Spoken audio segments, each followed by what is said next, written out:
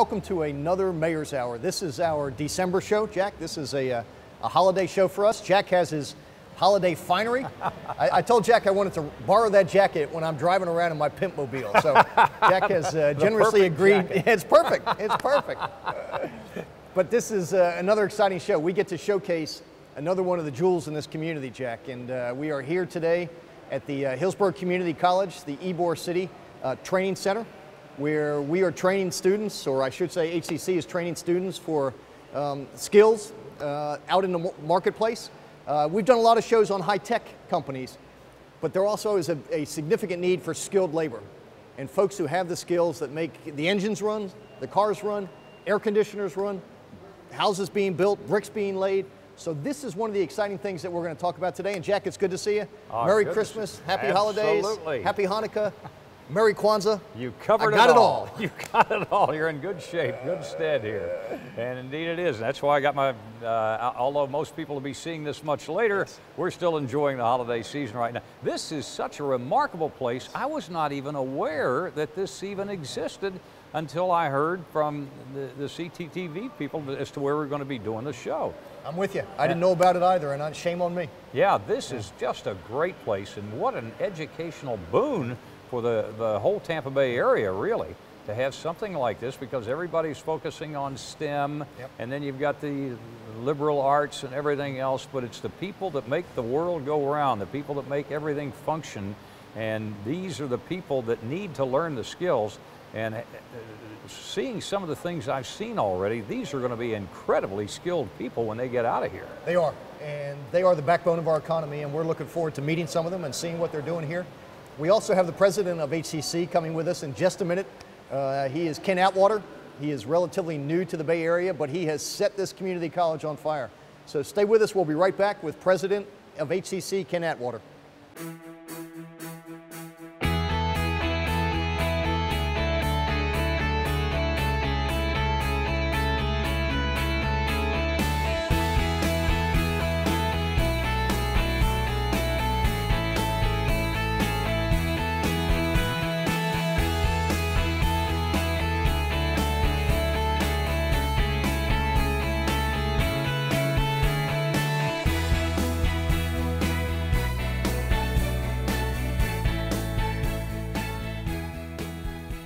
Welcome back to the January Mayor's Hour, and I hope everyone had a great holiday. Joining us today is Ken Atwater, who is relatively new to the Tampa area. He comes to us from a community college system in Arizona, but he has been a breath of fresh air and a huge infusion of energy to the Hillsborough Community College. He's building on what Dr. Gwen Stevenson left, which has been a magnificent resurrection of this great institution. Dr. Atwater, it's good to see you. Welcome to the Mayor's Hour. Thank you. Thank you for being here, and welcome to our Columbus Center. This is so impressive. We've been talking about this, not even aware it was out here. I guess it's been here about a year, right? Yeah, we opened this facility in 2006, but we had a major renovation, and what you see the results of about a year ago. And Jack, I have to tell you, we hear that all the time, is that we're going to put a sign outside. We didn't know this was here. No, I can imagine. I can imagine. They will after the show. Yes, they will. Yes, they will. Thank you for being here, though. Sure. I mean, it gives us an opportunity to showcase the college, and by all means, to get an idea of what we're doing to put Hillsborough County residents to work. Because truly, this is a training facility, and when people leave here, they go directly back into the workforce. Well, let's start at the beginning. Tell us what you found when you got here. I mean, what brought you here? I mean, we're excited that you're here. You really have been a breath of fresh air. You know, I have to tell you that, you know, I grew up in Tennessee, and I went to college in Kentucky. And while there, I was like most college kids. I always came to Florida on spring break. I mean, that was a ritual and tradition. But I always came on the east side of Florida. And so when I got an opportunity to come to Tampa on the west side of Florida, I have to tell you, I came with somewhat of a preconceived notion that would be like the east side of Florida. How wrong was I? How wrong was I? I mean, I've never been in a place that has such a sense of community. And truly, that's a place that I thrive. That's a place I enjoy working in. And I love Tampa. Good. You nailed that. You know, it's many times a disadvantage we see in trying to keep the rays and dealing with sports complexes and things like that. It's tough to have a bifurcated market and a very balkanized market like we do. But on the other hand, it's like living in a major market but all of the advantages of a small town. It's all about community and everything. It really is. Community. I guess I'll trace that back to my, just to my roots. I grew up in a family that believed in community and stressed that we have to be involved in our community and be active in our community. And Tampa and Hillsborough has really given me an opportunity to do that. I'm just honored to actually come to an institution like Hillsborough Community College. And as you said earlier, Dr. Stevenson did an outstanding job, and truly she was one of my peers that I looked at from afar and watched as she developed her career and tried to pattern myself off to some of the things she's done. So I guess I'm one of the luckiest guys in the world. Well, we're lucky to have you. But tell us, where do you see HCC fitting into the economy? I mean, what's your mission? Let me give you a little idea. When I came to HCC, one of the first things we want to do is people will ask in this age of accountability, why should we invest in HCC? So we wanted to answer that question. And then we want to set a vision on where we want to go for the 21st century. Well, the reason why you should invest in HCC is simply because we are a good investment. We recently completed an economic impact study, and it tells us that we contribute almost $1 billion a year annually to the economy here in Hillsborough County. And someone would ask, well, how do you do that? It's very simple. Our students who come to us, they stay here. Through their productivity, they learn from us. They add nearly 700, 800 million to the economy here on an annual basis. They get jobs here, they live here, they go to the cleaners here, the grocery store. They stay here, they do not leave. So that has a tremendous impact. Our operation alone, I mean, we employ over 2,600 students. We have an annual operating budget of nearly $250 million. And that in itself generates another $100 million a year to the economy here. And also by having a college education, it lends itself that there's a less likelihood to having people to do crime. There's a less dependency on welfare and unemployment. And we tend to be a little healthier too. So that adds to the figure where we come up to nearly $1 billion economic impact. I like to tell students though, every dollar that you invest in HCC, you see a $5.10 return. That's a good investment. Oh yeah, sure is. And you know, I was talking with Mary Ellen Elia, the superintendent of schools for Hillsborough County just the other day, and we were discussing the fact that there's so much emphasis now on STEM, trying to get everybody into math, science, technology, and engineering, and then the liberal arts are a big deal. So many people want to go into that, or as I think the governor famously put it, everybody's getting this anthropology, whatever it is. But these are the skills that really make the world run. And it's great to see so many young people getting really great training, advanced training in these things without the kind of on-the-job thing where, you know, you start right at the bottom. These guys are going to go in at a good position somewhere. Definitely. And you asked about our vision for the future. Our vision is very simply, we want to be a premier 21st century community college. And what is a premier 21st century community college? That's a community college that is very responsive to its community needs on all sectors. The idea of training people to go to work in automobile industry, the idea of training people to go to work for NASA is something that we want to be able to do. We want to be all along that whole spectrum for students to be able to do that here at HCC. And they can, and they can. You're looking at one of the areas now. Oh yeah. Yes. Well, we know not every kid is four-year college material. Sure. Tell us what we have here. I mean, this to me is a great example of sort of the building blocks of a local economy where kids who may not want to go on to a four-year degree have an opportunity to come here, to graduate with a degree, in this case, auto mechanics and auto restoration. I mean, tell me what else, other than this, are the types of degrees that HCC offers? Well, let me tell you about this facility first, if you don't mind. We have 7 programs of study here. And as you mentioned, we have about 3 areas that are concentrated in the automotive industry.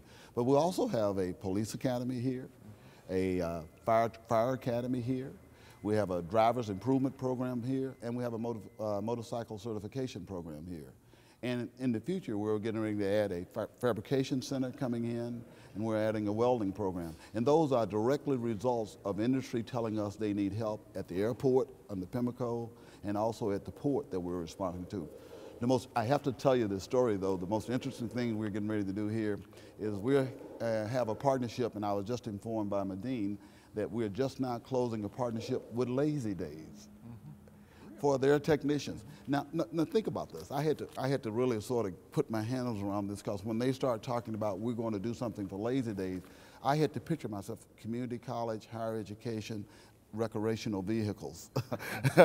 You know, you had to get those in line. But their need is dramatic. I mean, like I had an opportunity to go out and see their facilities, and they have a need for technicians. And the saying I heard that stuck with me, and they never say, when they repair RVs, they don't talk about repairing them. They say, we don't repair your vehicle, we improve your vehicle. Yeah, and that's their motto. And that place, a lot of people aren't even familiar with what a massive operation Lazy Days is, bigger than any in the country.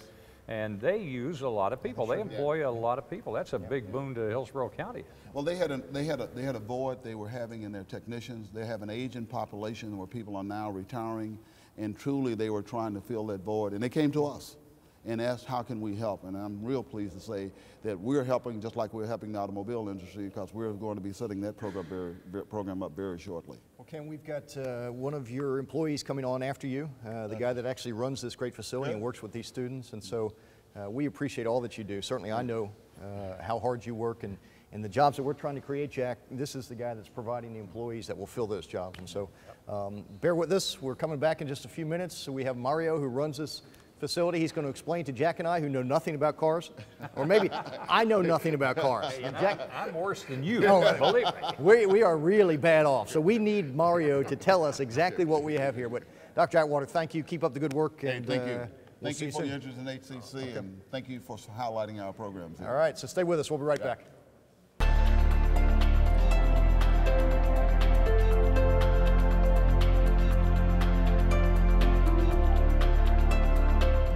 We have law enforcement, fire academy. We also do auto body repair and refinishing, as well as auto mechanics program out here. For us, it gives us one place that we can do the majority of our workforce programs that are short-term training, as well as high-wage, high technical skill programs, all at one location. Right now, we're in our auto body collision and repair area. We also do fabrication and painting for the automobiles. It takes the students probably about 1.5 to 2 years to complete the auto collision portion of this. Each class starts at around 30 students, and so right now we generally run 2 groups at a time. So we have the first-year students, and then we have the second-year students on top of those. In our auto restoration program, which is new, we are working on vintage vehicles, and that's programmed in stages so that someone can bring in an Edsel or what have you, and at that point they can learn how to go from upholstery repair to getting the tires and the windows and the electronics, if there were electronics, the carburetors, things like that. The next major program that we'll be adding is a welding program, and that's being funded in part by the Economic Development Administration of the U.S. Department of Commerce. Most of our students will be able to get gainful employment within 6 months after graduating, and many the day they graduate. There's employers waiting for them.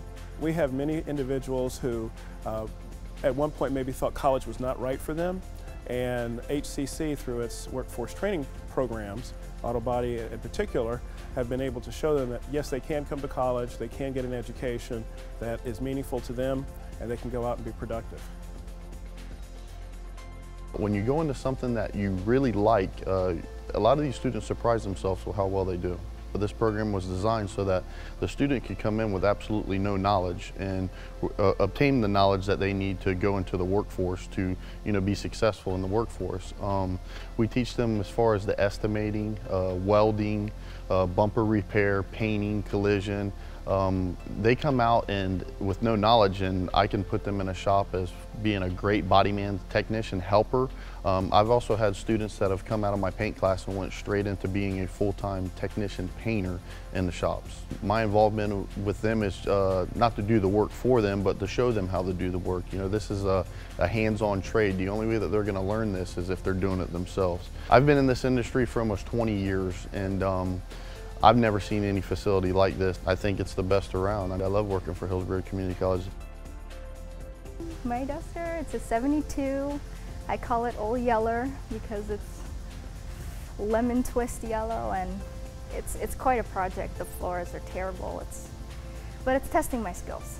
I'm gonna learn a lot. You take everything apart, you clean it up, and you fix anything that's broke, and clean up all the rust out of it, and repaint everything, and just clean it up, put it back together, and then that'll go. I think it's really fantastic here. The instructors, they know everything. You can ask them anything, and if they don't know, they'll find out for you. And they're very professional, and they teach you how to do your job. This room is all different systems on a vehicle. If you start in the corner there, we run through charging, starting, basically all the different electrical systems you're going to find in a modern car. We can simulate failures. We can pre-program what the failure is going to be. The student will run through the standard diagnostic procedure just as if they had the vehicle in front of them.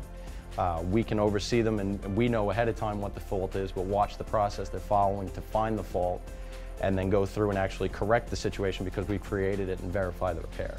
It gives them an advanced level of information and diagnostic capabilities using things that we can all circle around inside an air-conditioned classroom. We can learn, they can have their textbooks out, they can use the computer systems as you see.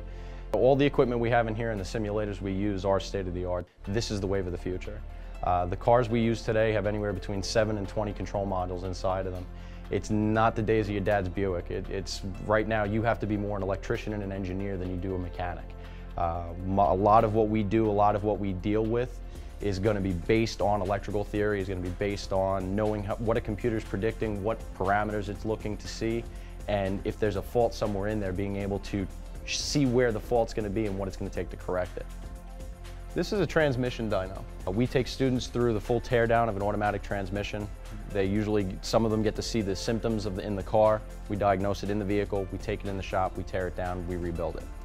Rather than putting it back in the vehicle and spending the 3-4 hours of replacement time just to find out that maybe something went wrong, something wasn't adjusted properly, we're able to mount it to this, whether electronically controlled or the old style hydraulic controls, and we can simulate, just as it were in a vehicle, different shift points, different loads on the engine or on the transmission as if it was going uphill, as if it was towing something, and we can see how the transmission performs. The engine dyno's the star, the one that everybody wants to see, the one that everybody uses. Basically, we take an engine that when they do their engine repair courses, they take it from full assemble, torn down, they rebuild it, they put everything back together, they put it on the engine dyno, and again, they're able to test oil pressure, they're able to test the performance of the engine, horsepower numbers, that's what everybody goes after, the horsepower. A lot of young guys, that's all they can think about. And we're able to demonstrate what minor changes to that engine do in relation to horsepower and power they can generate. HCC has done a very good job of providing the students with not just the tools that they're going to see out in the field, but the equipment and the diagnostic tools they're going to see as well.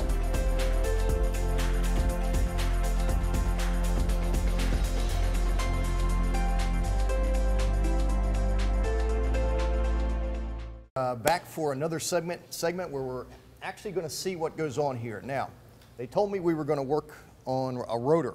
Yep. I didn't even know what the rotor was or where it was. I thought it was a club, the Rotor Club. Yep. Oh no, Rotary, I'm sorry. It's Rotary. But we've got a guy with us today, Mirabal, who is all in. He is dedicated to his job, and let me show you why. Now that's See what that is a tattoo of a wrench. This guy's all in. It's a lot smarter than putting his girlfriend's name on here because it might not be as good. So a wrench is always good. It's non-denominational. So Mario, it's good to see you. Thanks for having us. So, how you doing? Tell us exactly what we have here because Jack and I have no idea. Okay. Well, basically what this is a rotor matching system. What it does is it compensates for any runout that would be inside the actual hub assembly for the car.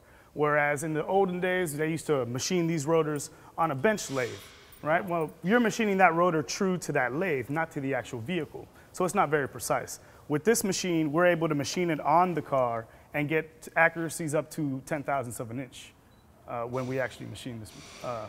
You may as well be speaking in Greek right now, the two of us. There are people out there that know what you're saying and know it. Well, Jack, they have a CD player. Yeah. That's what that looks Is that what it is? Is that what it is, Mario? No, that's actually just a brake. Or CD. Oh, I thought it was a CD player. And that way you can rotate the machine. Where did you learn, gain such exceptional skills yourself? Well, my original skills started with my stepfather. So I was 14 and he's a mechanic. And my mother's an actual local shop owner. So I've been in the shop since I was 14. And then I actually took one of the AS programs in high school, here at a local high school in Gaither High School. And right from there, I got an internship while I was still in my junior year. And so I worked all the way through my junior year and my senior year in the actual shop, and actually in Newport Richey. I used to drive from Tampa to Newport Richey at Sun Toyota to do my actual internship. So tell me about the program here. Tell me what the students are doing. Tell me what you're teaching them, what kind of degrees they get. What do they do when they graduate? Well, here we basically use the Autotronics framework from the state of Florida, which divides it up into 9 sections. And it starts with Intro to Automotive. We do engine repair and rebuilding, brake systems, heating and air conditioning. We have a strong focus on electronics, so we have actually 2 electronics classes and 2 engine performance classes, which is like check engine lights, your diagnostic work, things like that. And then we do automatic transmissions, manual transmissions, heating and air conditioning, and steering suspension. So every single area of the automotive field is covered here, the same way it's covered in the ASC certifications. Yeah, you mentioned the tech end of this and everything, because cars are moving totally into the computer age. I mean, it's so computerized now that people that had these skills before have to do something to keep up, to learn to work on a car today, because it's so much different, isn't it? Definitely. That's why I said that's why we try and focus a lot on electronics and engine performance. Those are the 2 main areas where dealerships say that the new technicians coming into the actual dealership are lacking the most. So rather than just dedicating, 150 hours of class time to that, we dedicate 300 to each section. So even what he said about that thing, I mean, the advances, the changes in the way it used to be done and the way it's done now. Actually, manufacturers won't even warranty a brake job. If they have to actually machine this rotor under warranty, manufacturers won't cut it with anything but this machine. They won't accept a cut with anything but this machine because of its accuracy. Do you still teach the guys to hit things with a wrench? Oh, no, Does that help? Hit things with a hammer. Mechanical agitation always works. That's how I used to fix. I just bang on it as hard as I could. It works sometimes. It works. Things get rusty. You still got to hit them with a hammer. So the kids that come out of this program, do you guys help place them in jobs? Is there demand? Oh yeah, there's definitely demand for jobs. So right now we actually are gonna. Well, we just finished today. We'll be graduating our first year class, and just about every single person in that class has a job in the field right now. Minus one, minus one. So how many hours do students have to put in this program, and how long is it? I mean, is it like a 1-year program? Or? No, it's 18 months. 18 months, so a year and a half. They're here for 18 months, and it's half hands-on and half in the classroom. I try to keep it about 50-50. Some subjects need a little more theory, which is a little more class time. But I try to do about 50-50. And I saw one of the classrooms too, where you had actual setups of situations that can be broken or something like that, and I guess you put them up there and say, okay, now fix it. We have electrical trainers, but it's real difficult to have a student gain real-world experience without being able to bug a car. And so to take that out of the loop, what we have is we have electrical trainers that you actually can input a fault, and the machine itself will put the fault into the electrical circuit, and the student themselves have to go in there and actually troubleshoot. And once they figure out what the problem is, they enter a code that's corresponding to the problem, comes to my podium, I check it, make sure it's right or wrong, and they can continue on with their diagnosis. What about in the classroom? What kind of things do they learn? Because you're saying it's about half and half. Is the classroom all mechanical like this? Yeah, it's theory for about the first 2 weeks. It's a lot of theory. For instance, brakes we were doing. It's a lot of hydraulic theory, a lot of force and motion that they have to learn. They have to understand the concepts behind the way hydraulics actually function before they can sit here and say, well, I understand why I push that pedal, why these pistons come out of this caliper when I push that pedal, and why does the force double or triple when from the amount of force I apply to the pedal. He just lost me. He lost me. Right over. We're nodding. You just keep talking. We'll nod with you. Oh, yeah, because there are people out here who know what you're talking about. One of the things I noticed on the campus are a lot of women in here. Do you have any that come into this? Do you have some? I have actually 2 women in my class. So out of how many? How large is it? I have 32 students. Okay. So 32, 2 of them. Wow. 2 of them are female. Do you have remedial classes for guys like the 2 of us? Actually, they're offering like a little medley, which is like a small courses for people who just want to learn a little bit, stuff like tune-ups and oil changes and stuff like that for your personal car. They do offer that here, yes. I only want to know how to do this. I hear you. Turn the key. Turn the key. I don't want any lights coming on. I don't want pistons. I don't want any of this stuff. That's why I'm married well. Yeah. I've got a wife that can do much better than I can in these kind of things. But that is amazing now, and so it's an 18-month course overall. And then they're out and they're all ready, and you've got them pretty well hired. I'm thinking a lot of them get hired while they're still in class. So they'll be part-time up until they graduate, and then most of the service managers has an agreement that once they graduate, they take them on in full-time, and some are even going to extra classes. Like I have 2 guys at Stadium Toyota, and they're sending them to a 1-year Toyota-specific training program once they graduate from here. What a boon this is for the car dealers around here to say, we know where we can get good people, and otherwise you have no idea the people coming in. They come in with a degree from here. You know that they are well qualified as to what they're going to do. Oh, yes. Well, give me your arm again. That's true. Horsepower. Horsepower. We'll be right back. We're showing another great program out here at Hillsborough Community College. This is a simulation training for law enforcement personnel. I have a retired 20-year veteran of Tampa Police Department here with us, Pat. We appreciate your service, obviously, to the citizens of this community. And Jack and I have a great deal of affection for the men and women of TPD, and so I know our students are in good hands if TPD is at the helm here. So tell us what's going on here. Tell us what this is all about. This is our simulation room, which contains a FATS machine, which is Firearms Training System. We can use the car.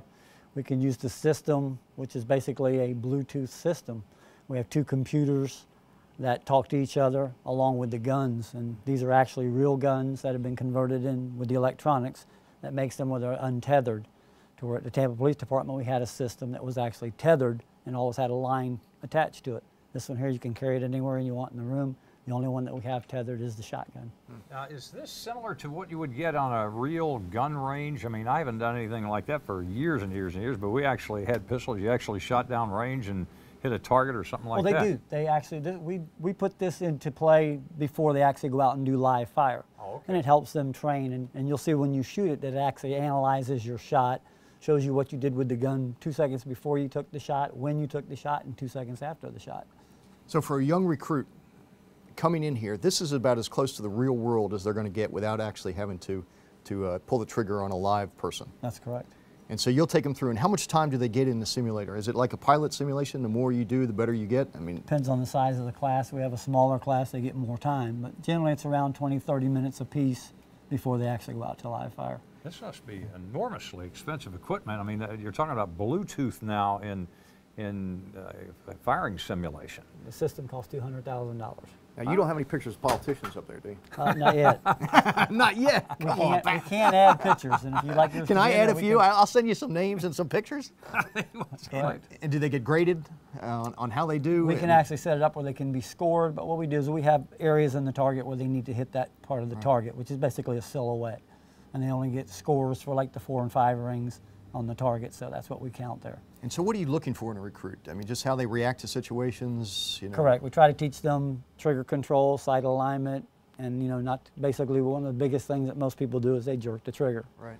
And if you do that, right. And at 3 yards that doesn't make a big difference, but at 25 yards, very little movement will make you miss the target. Well, now, given that you have computers and everything doing this, do you have real live situations? I mean, we've seen that before in FBI training and things like that. I'm sure you guys have taken that kind of training too, where the bad guys pop up and. Correct, and we do have that, and you're actually going to get to play on that with an actual scenario where you're going to have to talk to that screen and tell it what to do. So maybe it'll do what you tell it to, maybe it won't. What do you mean? Maybe it'll do it and maybe it won't. You may tell it to drop a gun and it may not. Oh, I see. Okay. That's when you shoot them. A real life situation. That's right. Well, Pat, we appreciate what you do. I mean, you send out some fine young men and women out on the streets, and largely you keep them safe and keep us safe because of this training. So thanks for what you're doing. Now, I think Jack and I are going to get a chance to do this. Absolutely. Hopefully Jack won't shoot me and I won't shoot Jack. It won't hurt. This could be dangerous. One of us might go home with computer burns. But bear with us. We're coming right back to some interesting scenarios.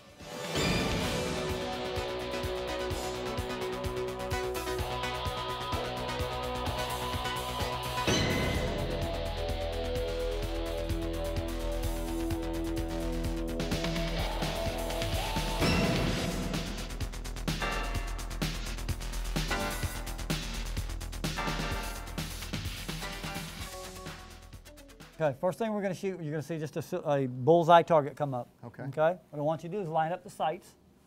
Okay, that means you're going to take this front sight and make it look like it's right between these two back sights. Everything's level. Okay. And you're going to put your finger on the trigger. All right, go ahead and load your guns.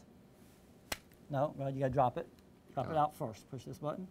Drop it, shove it back in, charge the Hit that weapon. button. There you go. And then just put pressure on that trigger, hit the dirt. Okay, hit the target, hit the target again, the same place. Well, I got a bad gun here.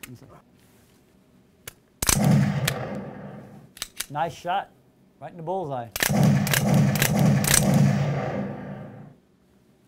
I think I'm out. Basically the way this works is we have 282 scenarios. We have 400 branches out of those 200. So in other words, for example, we can start a scenario, and you might say, drop the knife. We can program it to make him drop the knife. Okay. We can make him just to go ahead and attack you. We have different branches on each scenario that we can go to. Wow. Okay? All right. All right, go ahead and load your weapons. Now Now you're going to have to do your taser also. You got your taser ready? Yep, so pop it out, and then just what you're going to do on the taser is if you really get one of these, please don't do it like this, right. because if you ever shoot it, you're going to put the prongs right through your hand.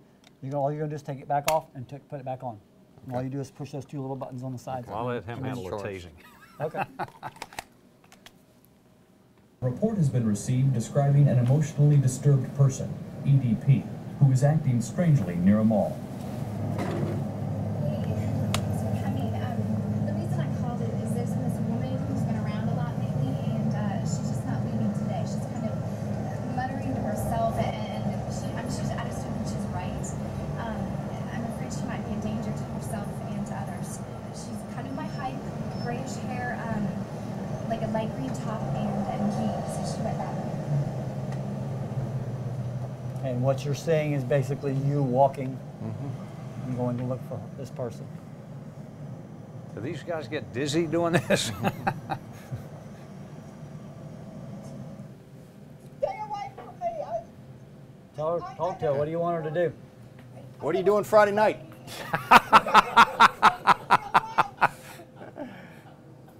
You stay away too. You stay away. Basically, at this point, you'd be telling her, let me talk to you, because you don't see any weapons. Remember, hands are what gets us killed. All right. She don't have anything in her hands at this point.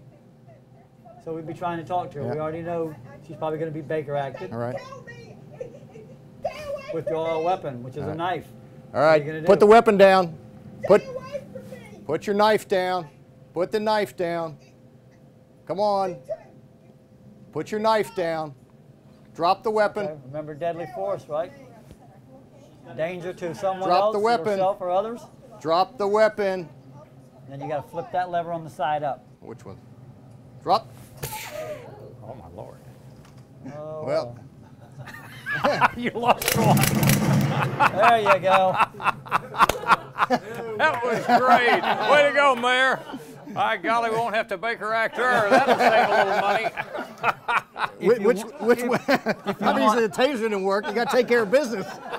If you want, I'll get you a different backup. He's worthless. The way you make this work. Okay. I liked what he was Flip doing. this up. Yeah. We'll flip up that. Yeah, this lever. Oh, okay. You flip that up. Okay. And that's basically your target. Okay. And wherever you fire, that's what's going to All right. Well, go. we took care of her. Yeah, she's pretty much done. Okay, you're basically the partner in the car, the passenger.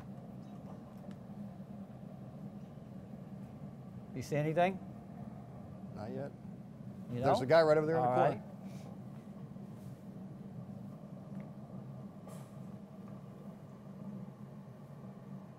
Okay, remember the first thing, if we get out of our car, the first thing we want to find is cover or concealment. All right. And this is you.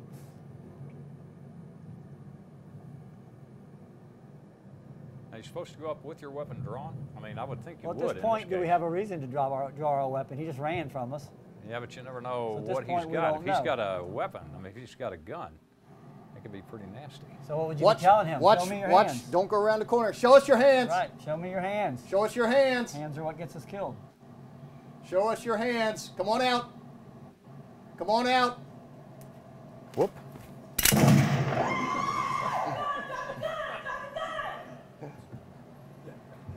Mayor, that's going to cost you a lot of money right there. That's okay.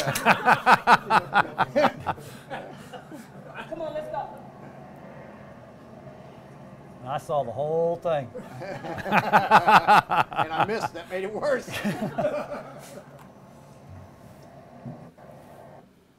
I talked to him. Let him go. Let him go. Damn, I missed him again. Pretty much. Okay, I give up. I give up. Oh, you Drop it. up. Drop it. Putting the gun down. Okay. I surrender. I surrender. Okay. Talk to him. Tell him what you want him to do. Lie down on the floor. Down on the floor.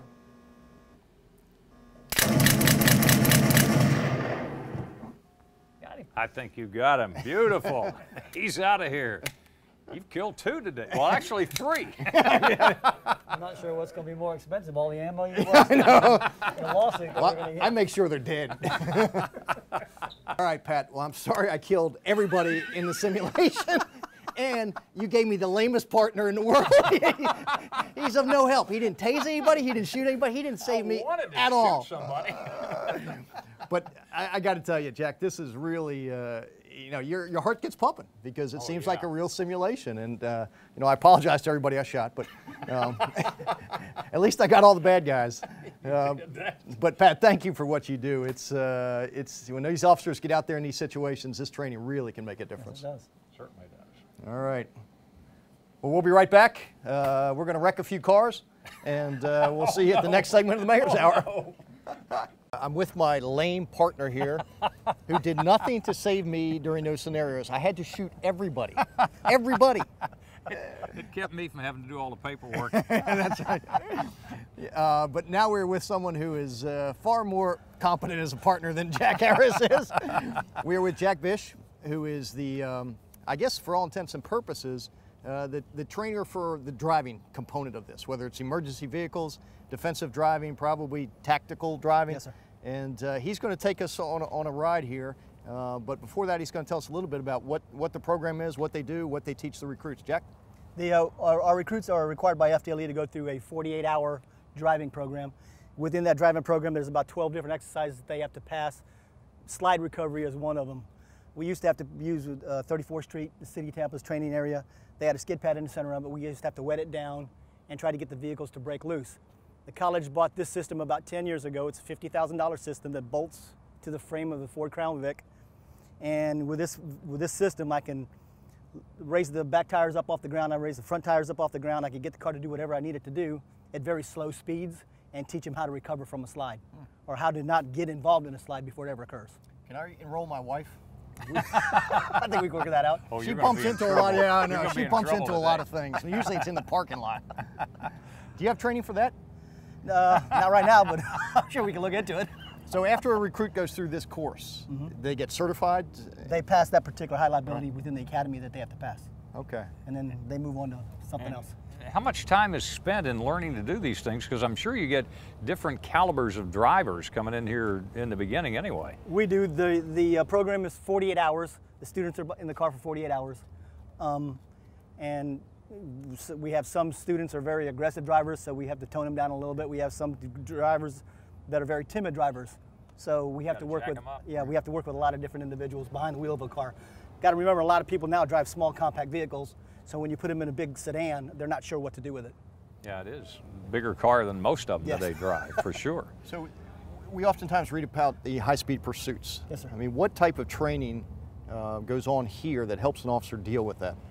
Well, they don't do a lot of high speeds during the academy. We do put them through mock pursuits. We introduce them in a training environment so they don't do something that's going to affect them on the street. And you know, the courses that they drive, even though they're slow speed, that's a lot of pressure on them to maneuver the vehicle through the cars. Do you teach them the pit maneuver when they are taught to bump the car? And the pit maneuver is not taught in the basic recruit class. Okay. We teach it for the law enforcement officers that are already with the departments. Okay, all right. We do instructors courses in that also. So you do that as well? Yes, sir. And is that where you would do some of the pursuit training and high-speed training for all forces that are already on the job? Yes, sir. Interesting. Is he going to get to drive it? You're coming with me. Oh, I'm going to be in there. I've got your back. Yeah, I noticed. Yeah, I noticed that. Especially when the bad guys are around. You were frozen. You know, you didn't get anywhere near those guns. Well, again, I didn't want to. Do you have any simulated paperwork? There's no such thing as simulated paperwork. It's paperwork. It's the real thing, I'm guessing. Man, I shot all my voters. This is crazy. Let's hope you don't run into them, too. All right, well, let's get in the car and... you want to drive or you want to... I'll drive it. All right, then hop in the passenger's All right. I'm a walking lawsuit waiting to happen. So. I'll be in the back seat. Yeah, now I'm going to get you now. I might be in the trunk.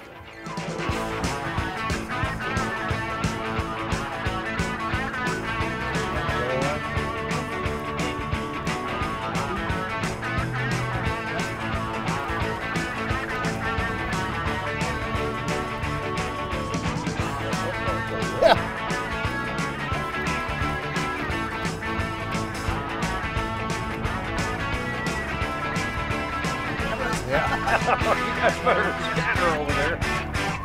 Whoa! Holy cow! Now that was neat. Okay.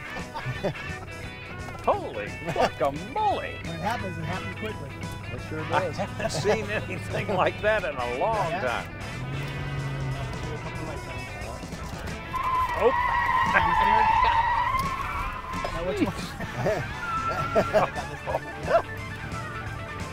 Oh my heavens. So that normally, I mean, I wasn't going fast enough, but that would normally happen. But this, if you were driving on a wet road, yeah, okay. or an icy road, yeah, this speed that could happen.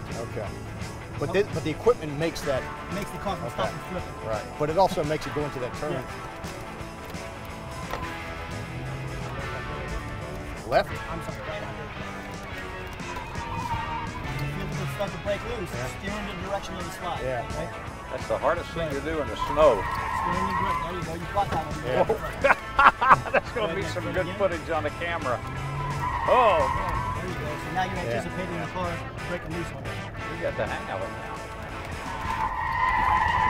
There you go. All right.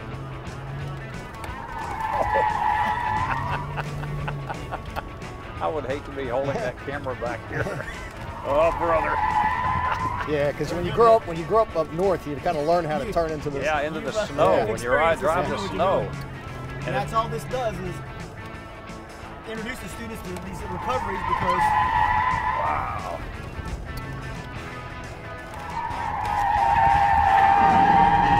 That one got beyond 45 degrees. Once you get beyond 45 degrees, you cannot recover from the slide. So then what would do you still keep trying to turn in, or you turn right back in? Well, actually what I tell the students to do is just grab the steering wheel. Yeah. Just hold on. Just hold on. As long as you're not giving the car any gas, it's going to just go around one time. It's going to do a 360 revolution, and then it's going to stop.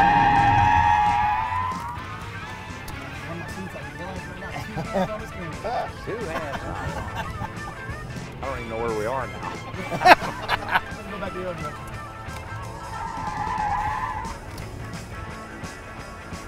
I'm surprised they're not getting nervous out there. I want you to take a time out.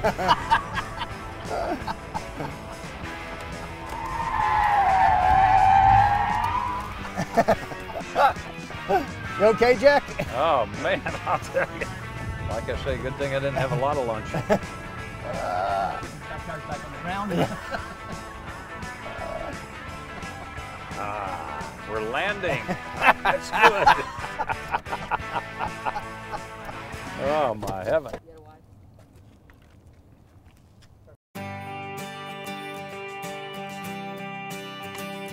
For our students that would like to get involved in law enforcement, there's a lot of requirements within our driving program, teaching a student how to control a car on a high-speed chase. They'll actually go to the firing range, and we teach our students about deadly force and how they conduct themselves when in fact they have to use deadly force. Physical fitness, there's a lot of physical fitness that's required of the student when they do it. So it's both the academic component and then there's the other side. Defensive tactics, we have a whole program that's on defensive tactics. Our instructors are made up of present and former law enforcement. So they're made up of people with years of experience. You know, trying to do it the way we once did of having a much smaller practical facility, which was always required, but having that and then go borrow things from other agencies that we were able to do always became a difficult situation. Having this facility here gives us the space and the equipment that we need to make sure that they have first-rate training. And ultimately, the true test of that is our graduates and then passing the state test. And we do very well within public safety, whether it's police or fire, with our test results for those then that are ready to join the police force, wherever that may be. Once they're certified by us, they're qualified within the state of Florida. I think HCC does a wonderful job. We get probably the best equipment that any college has that I know of, and they give us pretty much anything we need to make these recruits, ready for law enforcement. Out here in the field, we do basically what we call traffic stops. Traffic stops are always the unknown. You don't know what you're walking up on. Several different types of traffic stops. The one behind me is what we call a high-risk stop. This is the person that would be probably in this red car, would be someone who just robbed a bank, that we know is probably going to be armed with some type of weapon. So we try to teach recruits, we don't want to walk up on that car. So what we do, whether it has 1, 2, or 3, or 4 people in that car, we're going to get them out one at a time in a specific order. And we're going to search them before we ever get the second person out of that vehicle. Then we have basically regular traffic stops, which is your every ordinary day. We don't like to use the word routine, but they're just regular traffic stops. We stop them for speed and running a stop sign or a red light or whichever, which is generally, uneventful. And then we have what we call suspicious vehicles, which we don't know what's going on with that vehicle. It's sitting in a park at 2 o'clock in the morning, or they're driving around an industrial area, and that gives us the probable cause to stop that vehicle and find out what's going on. We bring them out here for traffic crash investigation. We actually take this intersection, we set up a mock crash, and we make them do it from start to finish once they learn how. We bring them out here for their PT. We take them out here for what we call a physical abilities test. They do that 3 times a year. And then to get into the academy, they have to pass what we call a Cooper's test, and they have to do that at the beginning of the academy and at the end of the academy. The fire side obviously complements the police. We have police and fire. So much like the law enforcement, we train firefighters for the state of Florida, predominantly for the county, the city, Plant City, Temple Terrace. They all have their own fire departments, and most of them will hire our students from us. We have an extremely high rating within the state of a pass rate of our students, and I attribute that to the great instructors we have. Once again, like the law enforcement, some of our instructors are still active with the city or county or the smaller agencies, and some of them are retired. And we make sure we have the finest, and they do a great job for our students.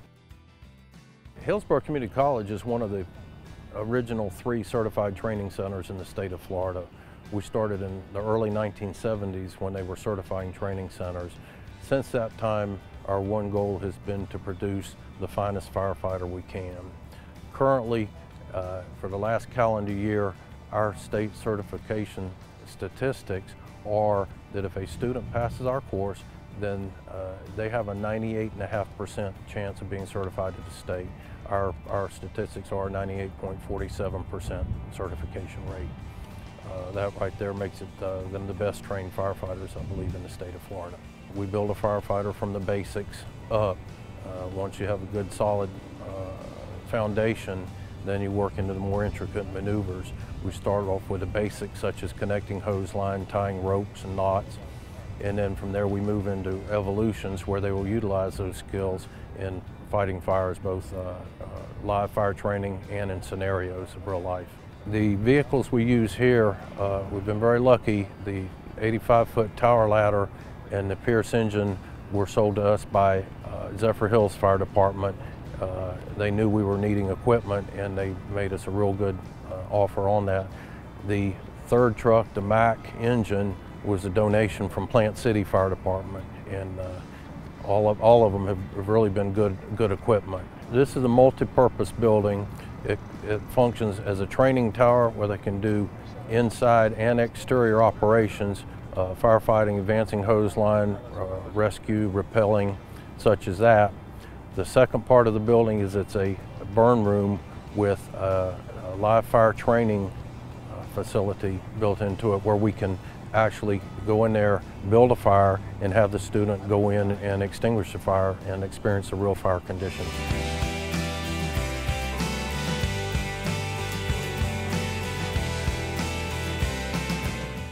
Jack, that was a great segment. I'm not sure I'm ready for the NASCAR track yet, nor am I ready to be a law enforcement personnel, and I certainly am not ready to put on the bunker gear and be a fireman. Boy.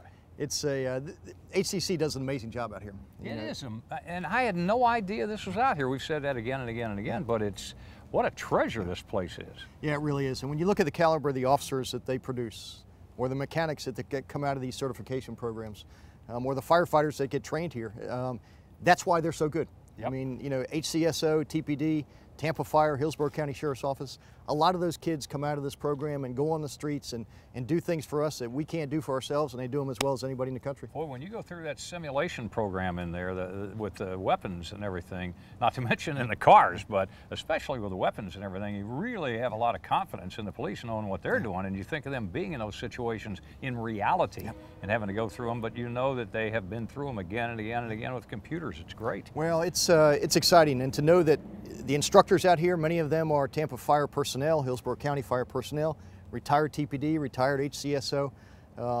You know these kids are getting the best training that they can possibly get. Oh, they are. We'll be back at some other point to talk to our friends here who do the fire training. We've got to go. This is the coming up on the end of the Mayor's Hour, Jack, and I got to tell you, I mean, you left me hanging, brother. You left me hanging out there in some very dangerous situations. But I'm a talker, not a doer. In that car, you're worse than my wife. You're a backseat driver. But for everybody, this was a great show. Thanks for putting up with us. I promise I really don't shoot that many people, and I don't drive that crazy, and I need another partner. We'll see you next month on the Mayor's Hour. Thanks, Jack. Cameras? Yeah. We'll make another lift again. Over there. All right. Holy cow! Off the gas? Let's go this way now. Okay. Okay, now go ahead and bring it up, and then just put pressure on that trigger. You hit the dirt. Okay, hit the target. You hit the target again, the same place.